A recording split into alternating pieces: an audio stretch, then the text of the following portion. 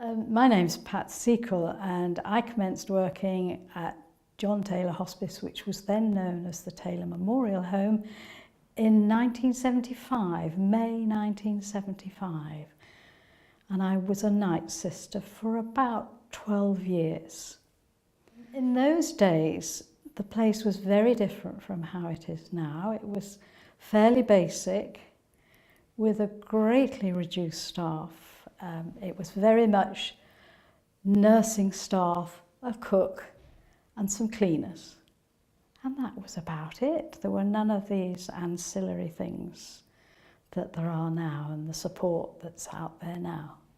Looking back, my remembrances of the place was that although it was a place where people came for a long time at the end of life, sometimes for a very long time,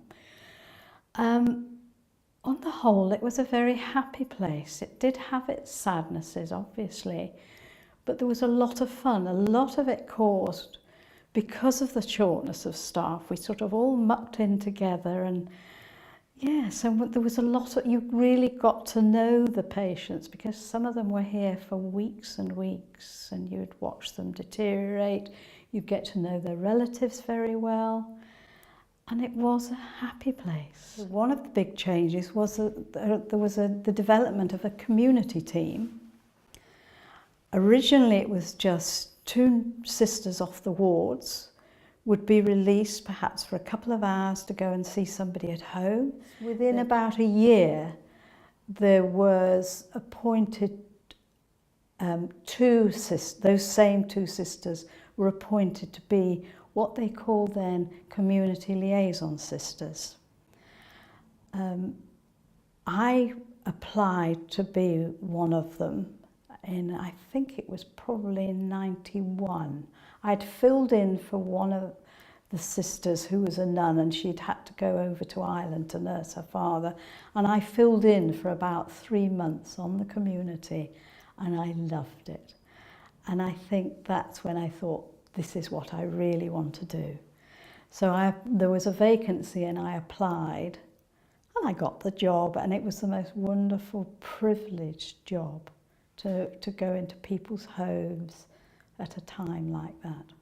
The things have changed so much since in the last 13, 14 years. There was a day hospice, but not run like it is now. And there's lots and lots. I don't think there was any counsellors. I don't think they've got pharmacists here now.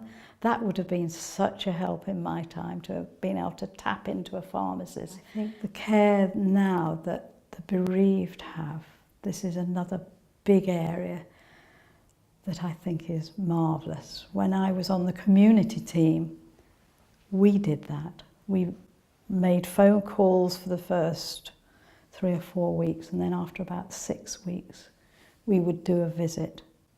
But we weren't experienced, we weren't qualified, we did our best. A big change that I saw very early on in my time in the 70s was the more flexible visiting time. When I first came, I used to do the odd day shift, and the relatives would wait in a little area for a bell to ring and then go and see their loved one. And then the bell would ring and they had to go. We did call them in sometimes in the night, but that wasn't a general rule.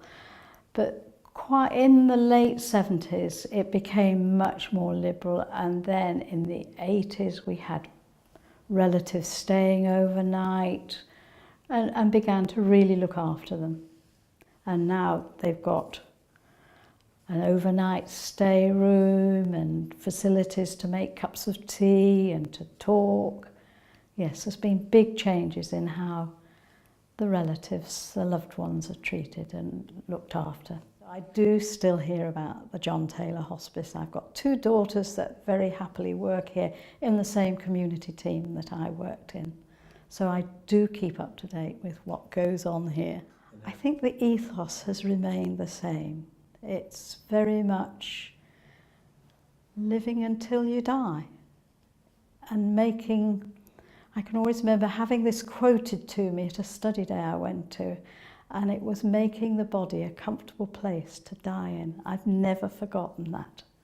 And yes, that stayed with me.